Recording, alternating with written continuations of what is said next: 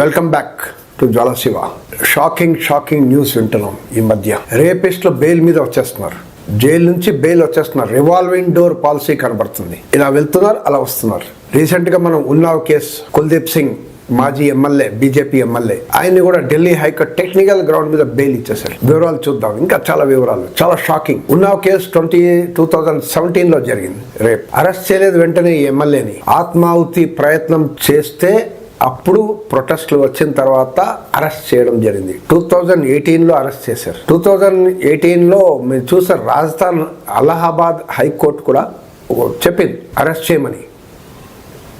Law and order వ్యవస్థ, government అంతా ఈ ఎమ్మెల్యే వీడి గుప్పట్లో ఉంది అని పేర్కొంది. అంత క్లియర్గా స్పష్టం చేసింది. రేప్ విక్టిమ్ ఒక తండ్రిని అరెస్ట్ చేసి పోలీసులు టార్చర్ పెట్టి అక్కడే చంపేశారు. Custodial death. అక్కడ ట్రయల్ కోర్ట్స్లో చాలా సమస్యలు ఉన్నాయని అపీల్ చేస్తే సుప్రీంకోర్టు ఈ కేసుని ఢిల్లీకి ట్రాన్స్ఫర్ చేసింది. ఢిల్లీ ట్రాన్స్ఫర్ చేస్తే ఇప్పుడు ఢిల్లీ ఈ రకంగా హైకోర్టు బెయిల్ ఇచ్చేస్తుంది. Technical grounds.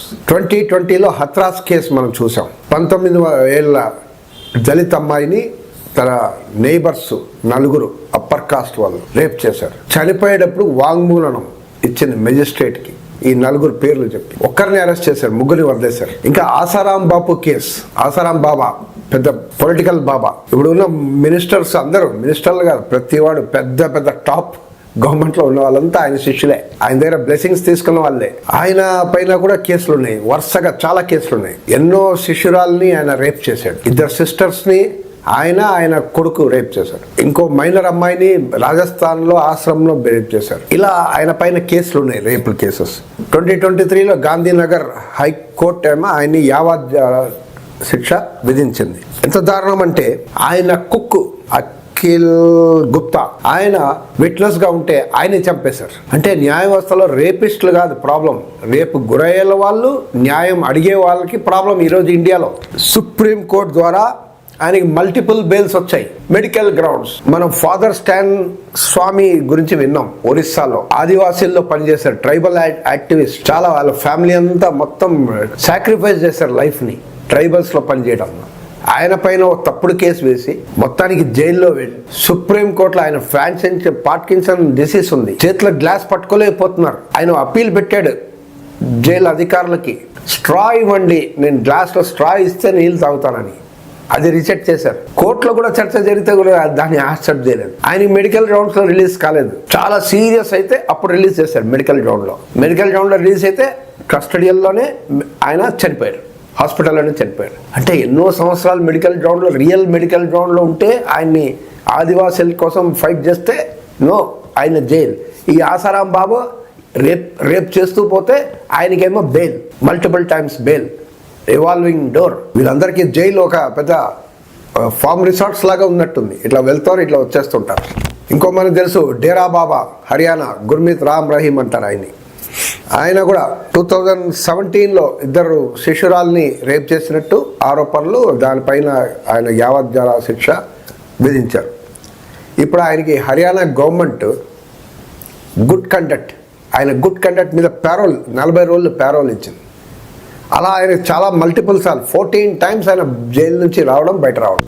మన లోక్సభ ఎలక్షన్ టైంలో కూడా ఆయన బయట వచ్చాడు, అంటే ఎలక్షన్లో పనిచేయడానికి. అంటే రేపిస్టులకి ఎంత స్వాగతం, అంటే ఎంత ఇది. మనం ఇంకా బిక్నీస్ బాను కేసు అందరు తెలుసు. 2002 గుజరాత్ అల్లర్లలో బిక్నీస్ బాను అనే అమ్మాయిని, ఈ అల్లర్లలో 11 మంది గ్యాంగ్ రేప్ చేశారు. చాలా ఏళ్ల తర్వాత అక్కడ ఆమెని గుజరాత్ హైకోర్టు యావజ్జీవ శిక్ష ఇచ్చిన తర్వాత ఈ మధ్య మనం చూసాం 1-2 years back Gujarat high court, Gujarat government